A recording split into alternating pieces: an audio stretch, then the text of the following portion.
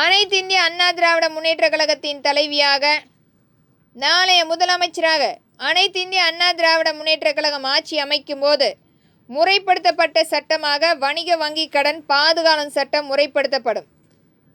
வங்கியில் கடன் பெற்றுள்ள வணிக ரீதியாக அவர்களுக்கான சட்டமாகவும், கடந்த 25 ஆண்டுகளில் கடன் பெற்று தங்களுடைய சொத்துக்களை இழந்து வாழ்வாதாரத்தை இழந்த அந்த மக்களுக்கான மீட்டெடுக்கும் ஒரு சட்டமாகவும் மறு பரிசீலனை செய்யக்கூடிய சட்டமாகவும் கொண்டு வந்து அமலாக்கம் செய்யப்படும்.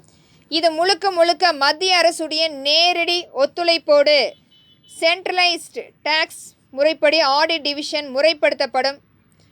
இந்த பிரத்யேக அமைப்பு முறைப்படுத்தப்பட்டு அவர்களுடைய கடன் மற்றும் வட்டி, அந்த சொத்துக்குரிய இன்றைய சந்தை மதிப்பு அனைத்தையுமே மறுபரிசீலனை செய்யப்படும். ஒரு வாய்ப்பை உருவாக்கி கொடுக்கப்படும். தமிழக அரசு அந்த மக்களோடு இணைந்து ஒரு கூட்டமைப்பு தொழிலாக அமைக்க ஒரு வாய்ப்பை ஏற்படுத்தி கொடுக்கப்படும்.